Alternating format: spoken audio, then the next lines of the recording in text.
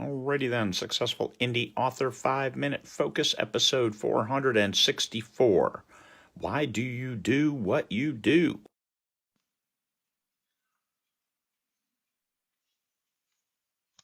Stanley is a champion sleeper.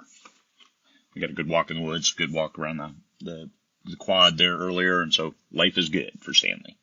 So why do you do what you do? What drove you to begin with? And we're talking about books here. As an author, generally people want to tell that story, and they got something in their head, and they just got to get it out, and they get it out, and then they don't want to share it. Why did you want to get it out of your head if you weren't going to share it? So latently, subconsciously, you wanted to share it. You wanted somebody else to read your story and give you that approval. And this is what drove you. You wrote the book, you got it done, and then you sat on it. So don't sit on it. Publish it, and then move on. Keep moving. So after you published it, you got some approval. Strangers read your book, and they liked it. They liked your story. They saw the same thing that you saw in your head because you were able to capture it with your words. And so it's kind of addicting. You do another one. Well, okay, there's a follow-on. There's more story to that. More story in your head that you need to get out. And you get it out there. And then after a few books, you realize, oh, hey, I'm a publisher now, an author and a publisher, and I've got these other tasks I need to do. I need to keep track of taxes. I need to do this kind of silly stuff. Well, it's business. It's adult stuff. I can't just tell stories. No, you don't get to just tell stories for a living. Too many traditionally published authors have day jobs because they don't get to just tell stories, because it's too it's not as lucrative as one would think, as the movies seem to make it. In self-publishing, yeah, you have a lot better chance to make it if you tell good stories, if you put good covers on it, and you do some good marketing. So the adult side of it. So why you do what you do kind of changes, because, okay, I can make a living at this, but I got to do the stuff that isn't sexy at all. I got to do the stuff that is businessy. All right, so you do the business stuff. And how did that change of why you did what you did? And then you realize, hey, the business stuff, there's an allure to that too. When you run a marketing campaign that resonates, and all of a sudden your books are really selling, so that satisfies your first inclination, which is, I wrote the book and strangers like it, so you get that positive dopamine hit of, people like my stories, I'm going to tell more stories, and now I have more stories, and I put them in all the right hands, and everybody likes it, and so now you're back to that one of, it's cool to have a story in my head, get it out, and get it to other people. So why do you do what you do? You need to know why.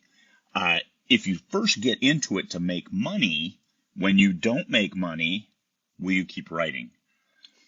If you got into it just to get that story out of your head and you don't make money, will you keep writing? I suggest that you probably will, because you'll have more stories. Once you write that first story, you realize there's a lot more stories to tell.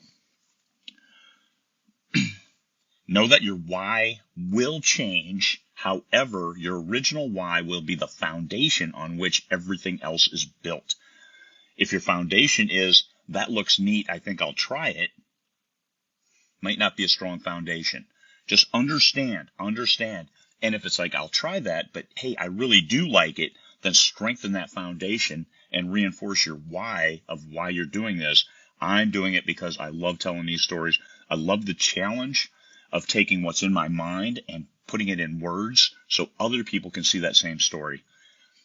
Embrace how the process matures, because it's going to mature. It's not just, hey, everybody starts off with, you got to write a book.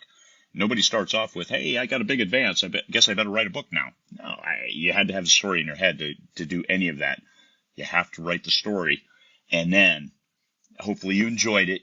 And if it was too painful, then the chance of writing a second story is probably non-existent, because we generally don't do things that cause us a lot of pain. Okay, we do, but not like this. This is a career decision if you want it to be. It's a great side gig if you want it to be, but you got to keep charging. Why? Because I love telling the stories. Okay, a little crafty. You got to learn to write them better. You got to learn to get those words where they flow. All of that good stuff, but it goes back to that first why of, hey, I have the story in my head, I need to get it out, and it's gratifying. So look for the gratification. All right, that's all it is. Simple enough. Know why you started, build the foundation that you can always return to when everything else might be off track or going well. When things go really well, that's when you need to return to your foundation and make sure that you don't weaken your foundation by going off on a tangent and doing stuff that doesn't reinforce that foundation of why you started in this business.